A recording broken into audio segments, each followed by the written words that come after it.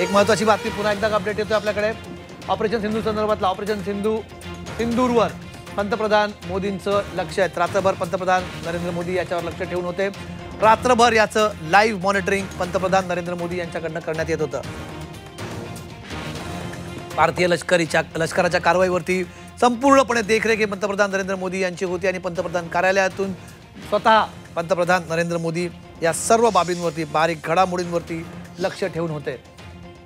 Operation सिंदूरवर पंतप्रधान नरेंद्र मोदी यांचं कसं लक्ष होतं याच्यावर ही या क्षणाची आपल्याकडे एक अपडेट। रात्रभर काय काय घडलं, खरं तर रात्री अवघा भारत देश गाढ झोपेत असताना सीमेवरती आपल्या सैन्याने तिन्ही सैन्य दलांनी मिळून एकत्रित ही कारवाई केलेली आहे। भारतीय सैन्याने यशस्वीरित्या केलेल्या या 9 ठिकाणांपैकी 4 ठिकाणं पाकिस्तानमध्ये आहेत, तर 5 ठिकाणं ही पाकव्याप्त काश्मीरमधली आहेत। पाकिस्तानच्या लक्ष्यांमध्ये भावलपूर, उरीदके आणि सियालकोट यांचा समावेश आहे। ही पाकिस्तानातली ठिकाणं आहेत। भावलपूर, उरीदके आणि सियालकोट ही पाकिस्तानातली शहर आहेत। मगाशी आपल्याला ब्रिगेडियर महाजन सांगत होते की कशा प्रकारे यावेळेस काय कुठल्या आपण डोंगर दऱ्यांमध्ये दऱ्याखोऱ्यांमध्ये हल्ले केलेले नाहीत, थेट शहरांवरती जिथे ही तळं होती, जिथे हा अतिरेक दहशतवाद पोचला जात होता तिथे ही हल्ले केलेले आहेत। दहशतवादी तळांवरती अगदी अचूकतेने हल्ला करणारी विशेष प्रिसिजन शस्त्रास्त्र वापरण्यात आलेली आहेत। यांची अजून डिटेल्स आपल्याकडे येतील, त्याच्याबद्दल आपण माहिती घेऊ की काय असतात ही शस्त्र, कशा प्रकारे हल्ला केला जातो। ही स्पेशल प्रिसिजन जी शस्त्रास्त्र यांचा वापर या सर्जिकल स्ट्राईकसाठी भारताने केला होता। उर्वशी आपल्या सोबत आहे।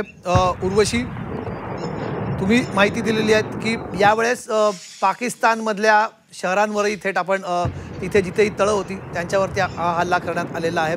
रात्रभर पंतप्रधान नरेंद्र मोदी याच्यावरती लक्ष ठेवून होते। रात्री दिल्लीत साधारणपणे उर्वशी काय काय घडत होतं, काय ॲक्शन घडत होती बंद खोल्यांमध्ये जिथून हे मॉनिटरिंग केलं जात होतं वॉर रूममधनं? देशाला एकीकडे सांगण्यात येत होतं की उद्याची तयारी करा, उद्या मॉक ड्रिल आहे, पण अचानक रात्री असं काहीतरी घडतं आणि पाकिस्तानला जन्माची अद्दल घडवली जाते। नक्की काय काय घडलं रात्री? रात्री आपण बघितलेलं की पंतप्रधान नरेंद्र मोदी यांनी पूर्ण ऑपरेशन सिंदूर मॉनिटर केलं आहे। इतकंच नव्हे तर ते जे बाकीचे मिनिस्टर्स आहेत म्हणजे संरक्षण मंत्री राजनाथ सिंग यांनी पहिलं ऑफिशियल ट्विट केलं भारत माता की जय, आणि तेही जे आहे कंट्रोल तेही मॉनिटर करत होते। सगळे जे तिन्ही सैन्य दल आहेत त्या सगळ्यांचं लक्ष या 9 ठिकाणावर होतं आणि त्या इथे जे आहे हे टार्गेट पूर्णपैकी सक्सेसफुल झालंय हे भारत सरकारने ऑफिशियली अनाउन्स केलं आहे। आपण बघितलं तर पाकिस्तानमधील लक्ष्यांमधील बहवालपूर, मुर्दिके आणि सियालकोट यांचा समावेश आहे। तितकेच बाकीचे जे आहेत ते पाकिस्तान अधिकृत काश्मीर मधले दुसरे ठिकाण आहेत। आता 10 वाजता आपण बघितलं तर संरक्षण मंत्रालय बरोबरच परराष्ट्र मंत्रालय यांची एक संयुक्त पत्रकार परिषद होणार आहे। तिथे अजून जास्त डिटेल कळेल की कशा प्रकाराने पूर्ण ऑपरेशन सिंदूर हा नाव पण एक कुठे ना कुठे एक मोटो ला लक्षात घेऊन जे घेतलं गेलंय, कारण की खूप ज्या सिंदूर हा खूप एक ऑस्पिशियस असं मानलं जातं भारतीय संस्कृतीमध्ये, त्याच लक्षात घेऊन ऑपरेशन सिंदूर असं नाव दिलं गेलंय। तर 10 वाजता संयुक्त पत्रकार परिषद आहे। 11 वाजता हल्ल्यानंतर पहिली मंत्रिमंडळ सुरक्षा समितीची बैठक होणार आहे।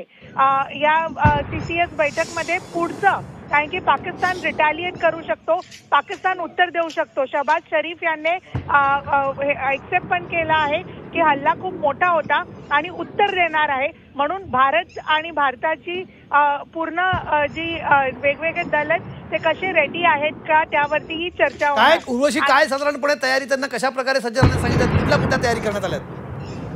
वेगवेगळ्या लेवलवर आपण बघितलं तर खास करून सीमेवरती सगळेच जे आहेत सगळ्यांना अलर्टवर ठेवलं आहे। इतकंच नव्हे तर वेगवेगळ्या जागी सिक्युरिटी पण बीफडअप झाली आहे। नुसतं पोलीस दलच नाही तर वेगळ्या पॅरामिलिटरी फोर्सेसही जागोजागी जे आहेत ते इथे डिप्लॉईड आहे। आणि 11 वाजता जी आहे मंत्री मंडळाची बैठक होणार आहे। आंतरराष्ट्रीय सीमेवर बीएसएफला पण अलर्ट करण्यात आला आहे। LOC वरील प्रत्येक सेक्टरमध्ये दोन्ही बाजूने गोळीबार सुरू आहे। आपल्याला माहिती आहे मागच्या 12 दिवसापासून सीज फायर व्हायलेशन जे आहे ते होत आहे आणि त्याला लक्षात घेऊन उत्तर जे आहे देण्यात आलं आहे. डिटेलमध्ये तुम्हाला सांगू इच्छिते की कशा प्रकारे हे 9 जे लोकेशन्स आहेत ते कोण होते आणि ते कोणते होते आणि कुठे होते. तर बहलवारपूर बद्दल आपण बघितलं तर 100 किलोमीटर इंटरनॅशनल बाउंड्रीच्या लांब आहे आणि याला हेडक्वार्टर्स ऑफ जैश-ए-मोहम्मद असं सांगितलं जातं. जैश-ए-मोहम्मद, LET हे सगळे टार्गेट्सवर होते. 9 टार्गेट्स होते आणि ते सक्सेसफुल झालं आणि त्याच्यातला हा एक बहलवारपूर होतं. दुसरं म्हणजे मुरिदिके, हे 30 किलोमीटर सांबाच्या अपोजिट आहे. हा लष्कर-ए-तोयबाचा कॅम्प होता. 26/11 मुंबई हल्ला लष्कर-ए-तोयबा त्याच्या मागे होती, त्याच्यातलाच हा एक कॅम्प होता. तिसरा कॅम्प म्हणजे गुलपूर, हा LOC पूंछ रजौरी एरियामध्ये आहे आणि याला इथे बघितलं तर वेगवेगळे म्हणजे रूट्स मानले जाते. खूप असे इनोसेंट पिलग्रिम्स आहेत, ते 24 जूनच्या वेळेस ट्रॅव्हल करत होते आणि त्यांच्यावरती अटॅक झालेलं, तर त्या लक्षात घेऊन तिथे अटॅक करण्यात आला आहे. चौथं म्हणजे LET कॅम्प आहे, ते सवाईमध्ये आहे. हे पाकिस्तान ऑक्युपाईडचे जम्मू काश्मीर आहे, त्याचं तंगधार सेक्टर आहे, तिथे हा LET कॅम्प सवाई आहे आणि तिथे जे आहे तिथेही अटॅक केला आणि ते वेगवेगळ्या कॅम्प्स आहेत LET आणि जैश-ए-मोहम्मदचे जे टार्गेटवर होते. ठीक आहे उर्वशी, 10:30 वाजता पत्रकार परिषद होणार आहे बरोबर?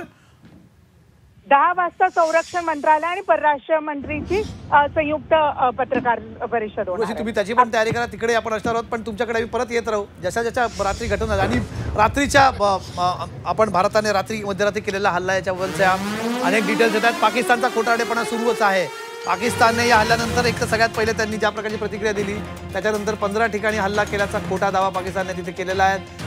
ब्रिगेड हेडक्वार्टरवरती हल्ला केल्याचा पाकिस्तानचा खोटा दावा आहे. त्यांचं म्हणणं की सिव्हिलियन आणि मिलिटरी एस्टॅब्लिशमेंटवरती भारताने हल्ला केलाय.